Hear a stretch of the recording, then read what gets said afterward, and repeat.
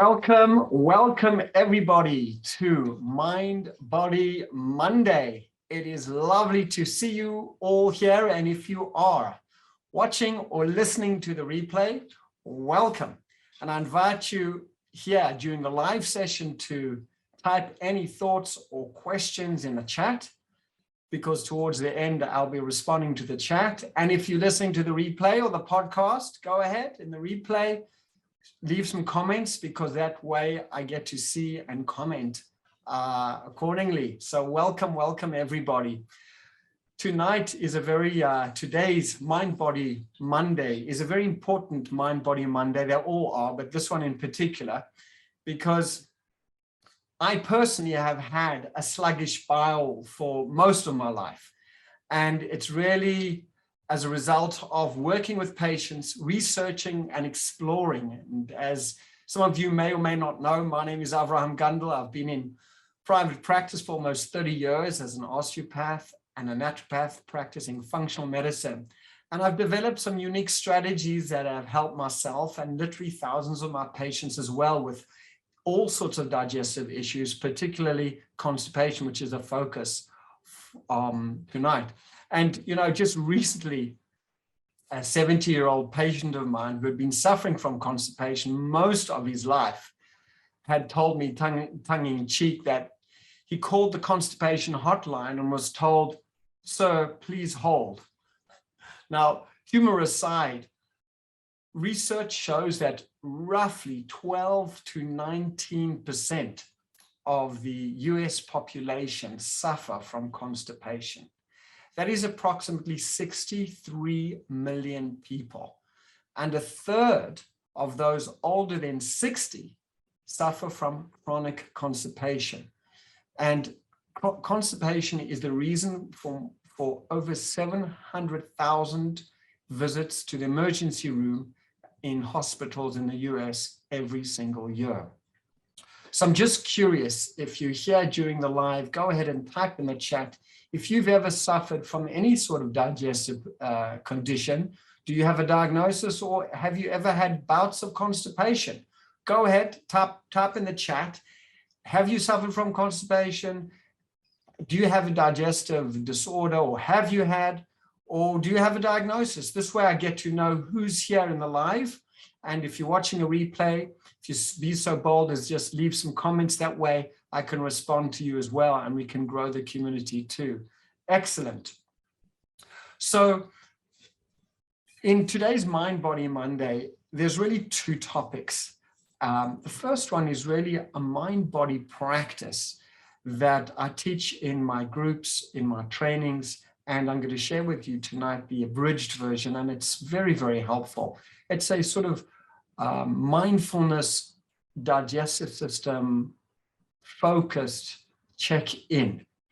And then the second part of Mind Body Monday is going to be looking at a deeper dive in constipation, what we can do to help ourselves or help people who know, our loved ones who are suffering from constipation. So the mind body practice is a gut check-in. Now, a check-in is a very simple way to find out how are you feeling in this moment. And it has many, many wonderful benefits.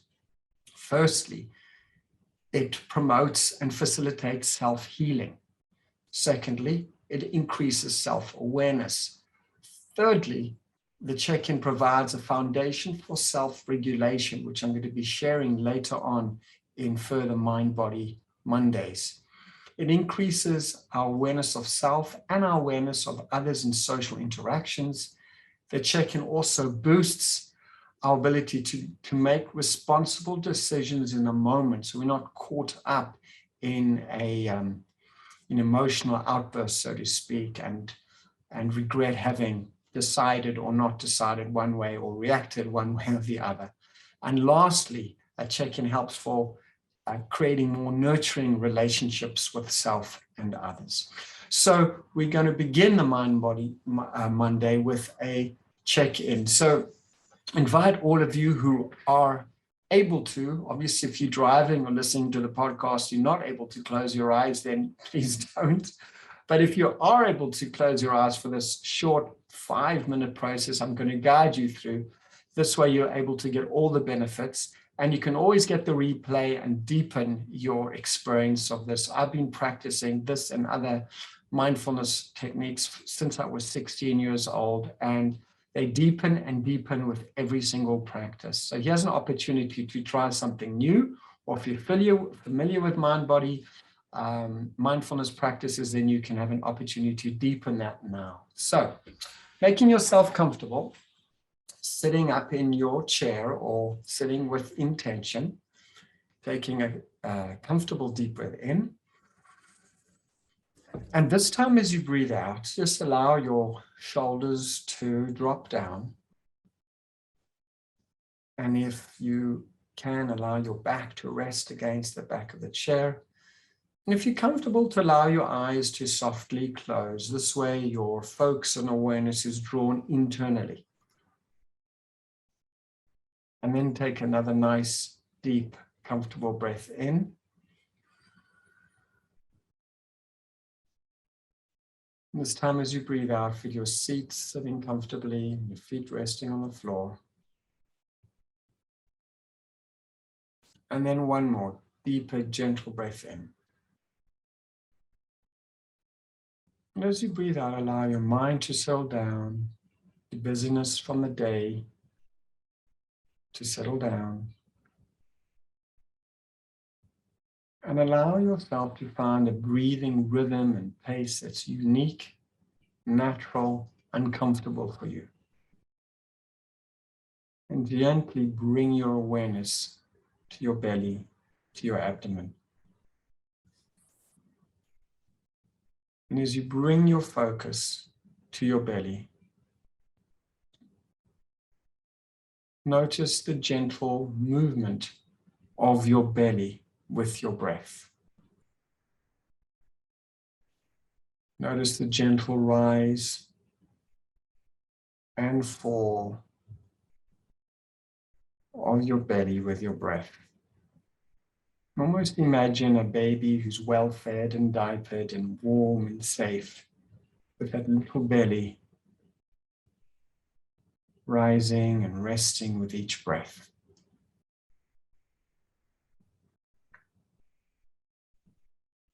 And then as you bring your awareness to your belly, notice what physical sensations or experiences come to mind. On a technical level, is the clothing too tight or too loose? Notice the temperature at the belly. There's warmth or coolness or just comfortable. And as you're breathing softly and comfortably in your belly, notice if there's a feeling of fullness, or perhaps bloating, perhaps guarding, holding your belly in.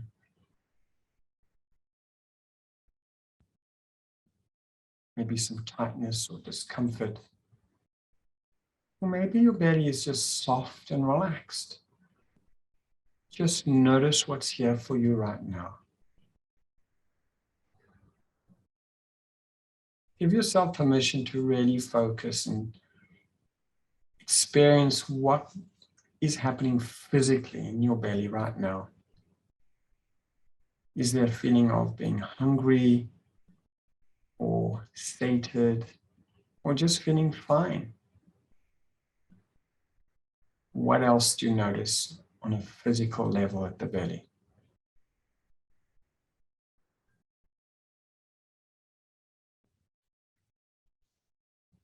And as you continue to breathe and allow your belly to soften and relax, shifting your awareness to any emotions that may come up as you focus your awareness on your belly.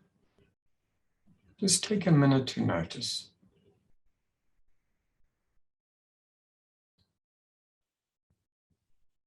The belly is a sacred center of the body, where a lot of emotions tend to be stored or held.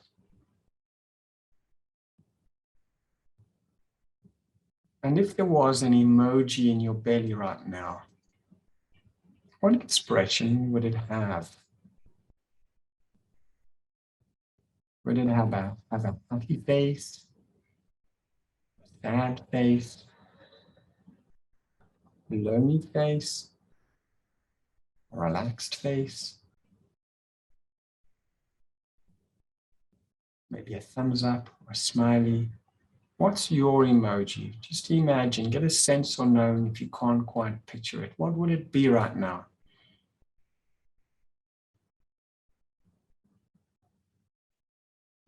And if your emoji can make a sound, what sound would your emoji say?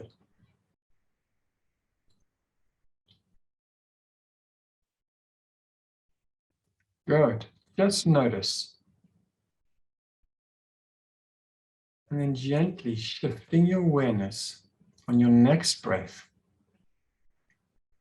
to any judgments that may come up for you or any self-talk as you bring your awareness to your belly. Are there any judgments around your weight, one way or the other? Or how you look, or what people would think or say about your belly? Maybe there's a judgment around self-discipline or self-worth. Or maybe there aren't any judgments. Maybe they're just wholesome, holy judgments and thoughts. Just notice what comes up with you. Just receiving or any information in a loving embrace without any criticism or judgment, but simply noticing what's here.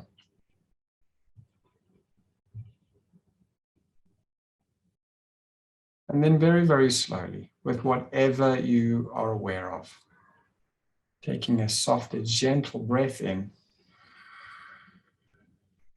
And as you breathe out, gently moving around your fingers and your toes, bringing your awareness fully back to the Zoom room. Welcome back. Welcome back. And perhaps you'd be willing just to type in the chat or in the comments if you're watching the replay, what did you notice? What physical sensations did you experience? Perhaps what emotions came up for you? And maybe what judgments came up for you? What came up for you in the chat? Go ahead. Type in the chat what you noticed.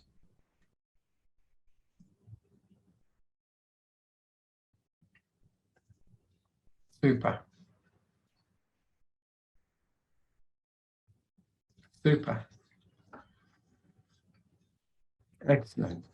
So whatever you noticed or didn't notice, there's an awareness of the different layers that are here in the gut, in the abdomen.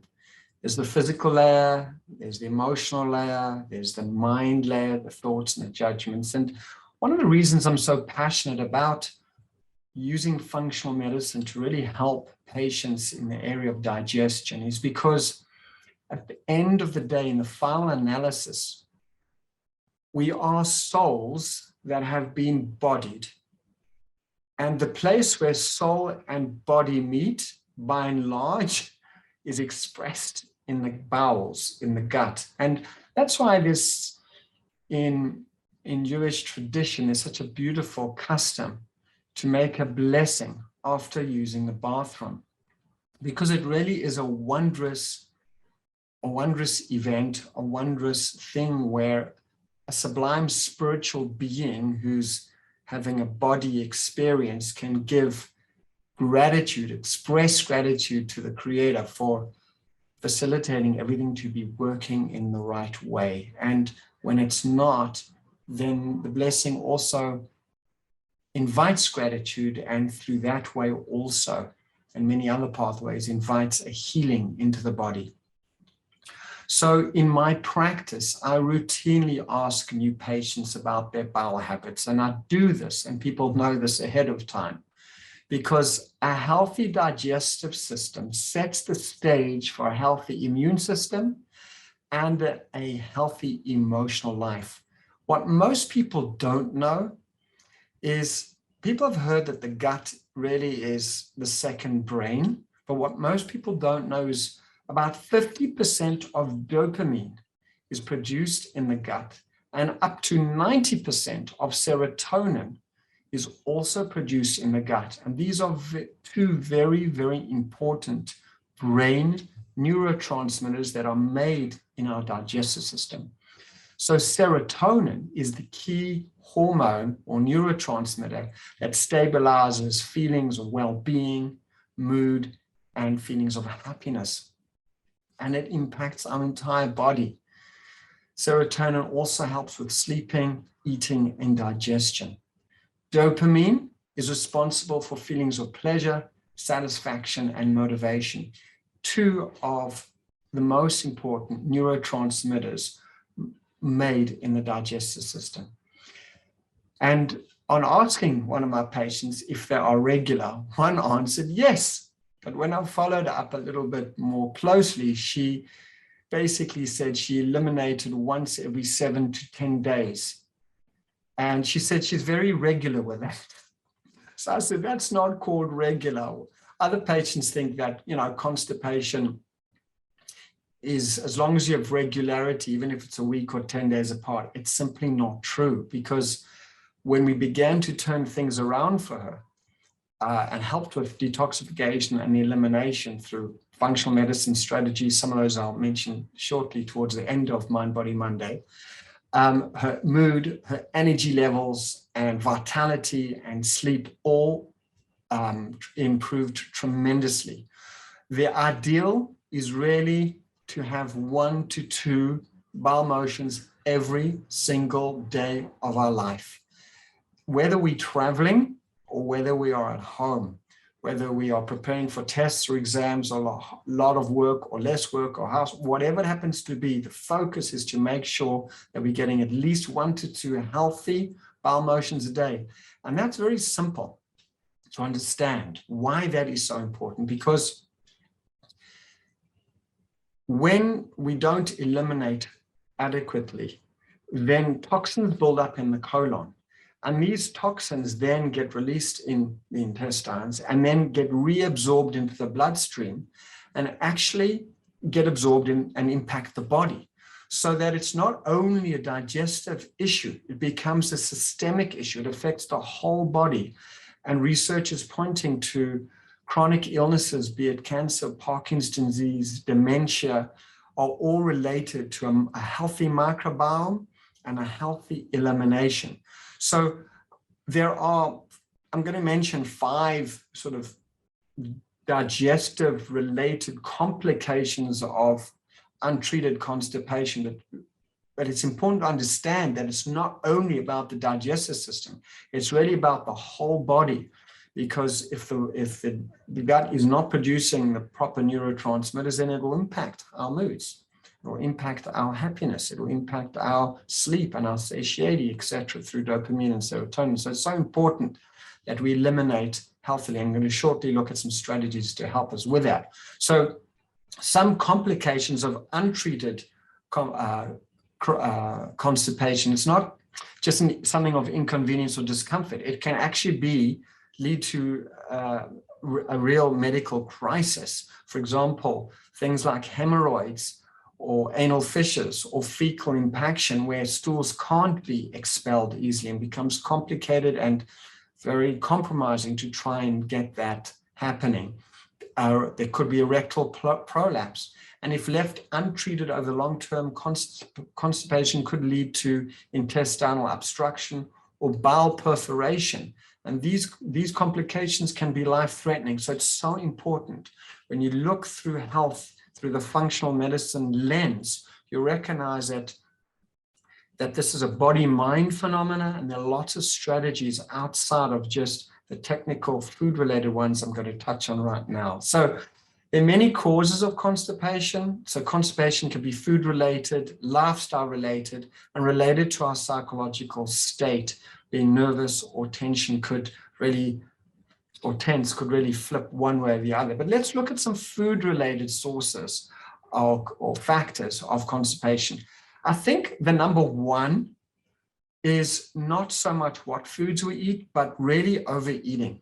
Overeating even healthy foods will absolutely cause constipation. It's simply creating too much stress on the digestive system. If you think about it, the stomach is the size of our fist, and that's just how much food we should be eating. And when we sit for long meals and we eat too much, or short meals and we eat too much, if we overeat, it will lead to constipation and other health complications as a result of that.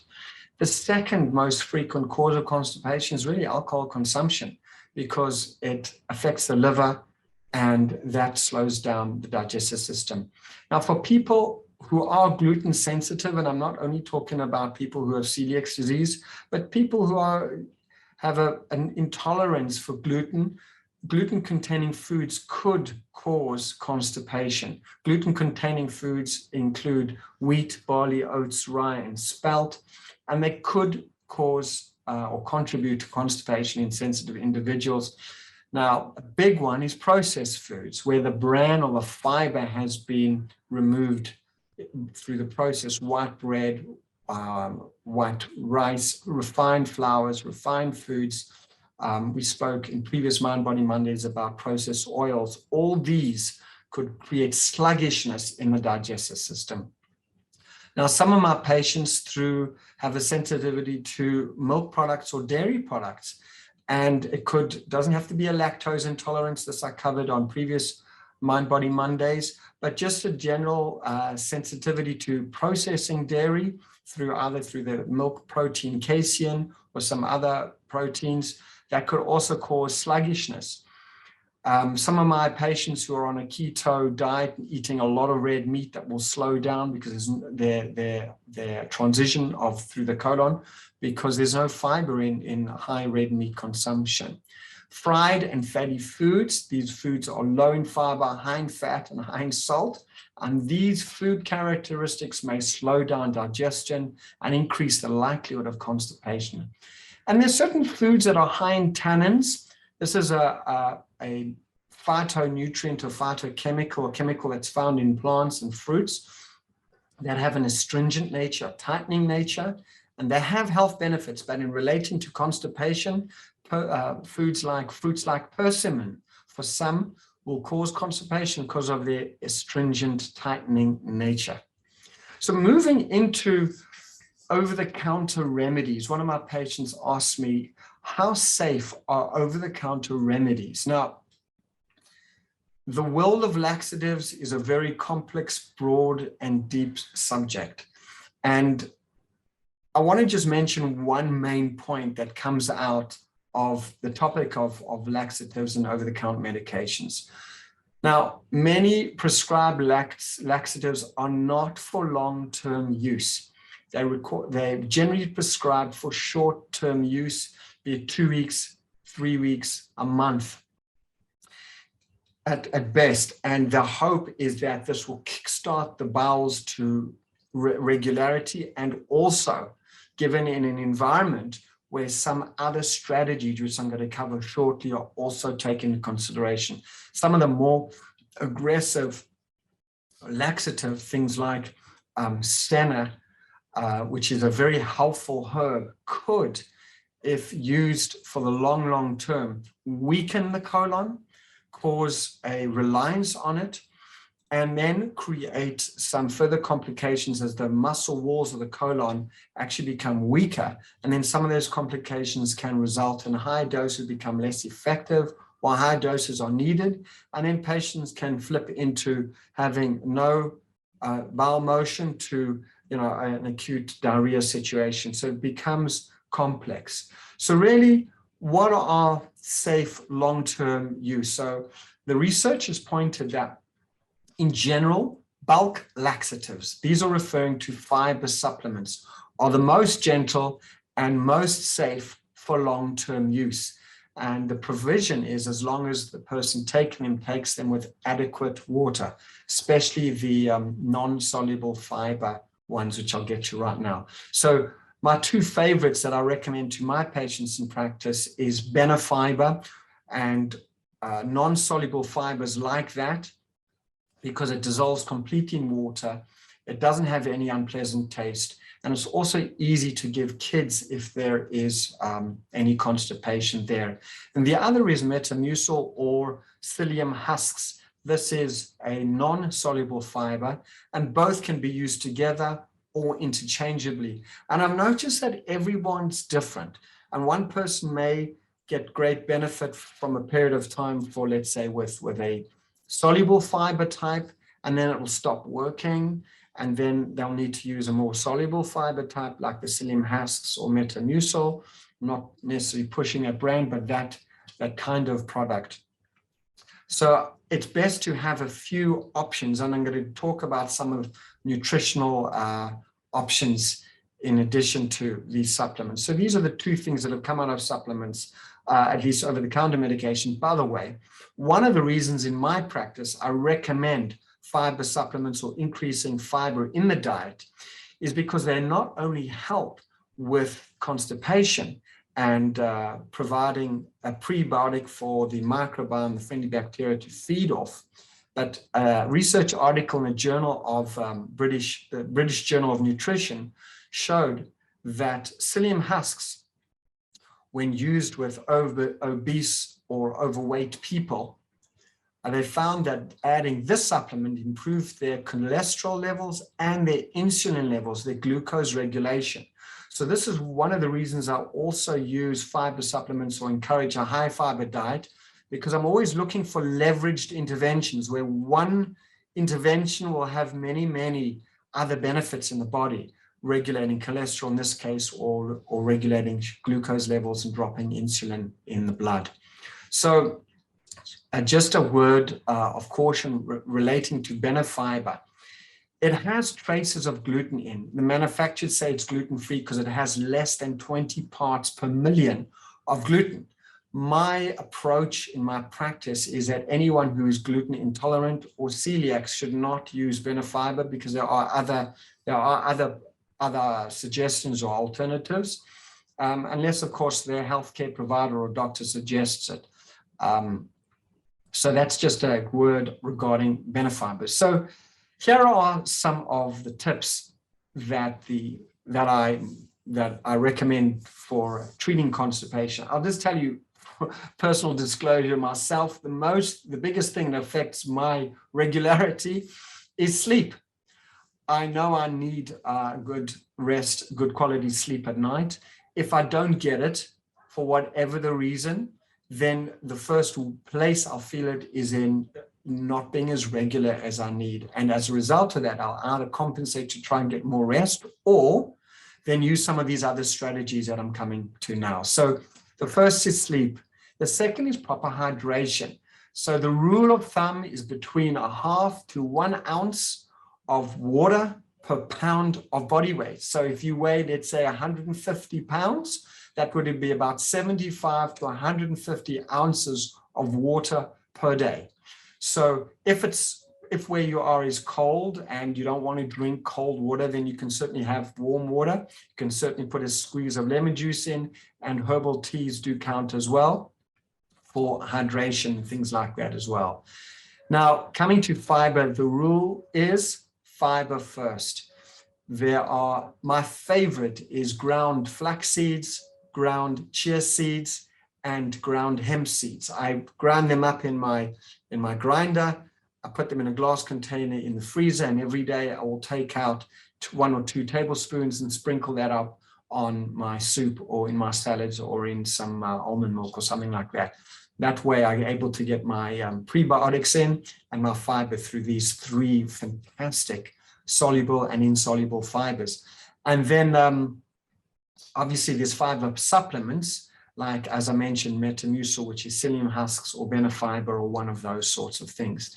Other strategies to help with bowel regularity is massage. It could be going to a professional, or just simply massaging yourself in a clockwise direction, sometimes using a hot water bottle first for a few minutes or a heating pad on your gut, and then a gentle massage, deep breathing, belly breathing, acupuncture, reflexology, and of course, belly laughter. Laughing is so healthy on so many different levels, but also it stimulates the guts and relaxes, stimulates the parasympathetic nervous system, which is relating to the rest and digest part of our nervous system. So laughter is always the best medicine, and it helps with moving the bowels as well. So I'd like to end with a weekly challenge. So those of you here in the live, you get to kick off your week with this challenge. And for those of you who are listening to the podcast, watching the replay, you get to do this challenge. Now, each week I end off Mind Body Monday with a challenge. So I'd like to invite you, even if you have regular bowels, just to experiment, explore with one of these 7 strategies, explore how sleep affects you. Everyone's different. Are you getting enough water? Are you having 1/2 to 1 ounce of water per pound of body weight? Are you exercising daily? One of my favorite forms of exercise is yoga. I've been practicing yoga since I was 16, but also rebounding. Just gentle rebounding is a fantastic form of exercise. One can do what's called a health bounce, where your feet don't actually leave the pad of the trampoline. And I'll be posting a video shortly about my rebounding training. But this way, it just gently massages the internal organs and makes sure everything is moving. So the challenge is to use get some more sleep, hydrate, bring in some daily exercise. It could be just a couple of, 5 minutes is good enough. Increasing fiber-rich foods like I discussed, or fiber supplements, and then massage or acupuncture or reflexology, deep diaphragmatic breathing, and obviously belly laughter. So I'd love to hear from you how it went. You can either leave some comments in the replay or send us an email at support@avrahamgundle.com. I'd love to hear how it went. And I'm going to be posting in the chat. And if you're here on the replay, if you haven't yet joined our growing Facebook community, please do that and subscribe to the YouTube channel. That way you can get updated as soon as new content comes out. I hope you've enjoyed this Mind Body Monday. I certainly have. I'm going to be posting that in the chat now for you guys to grab. And if there are any questions, I'll take them now in the chat. Otherwise, I'm going to wish you all the very, very best for the next week until we meet again next Monday at Mind Body Monday. All the best.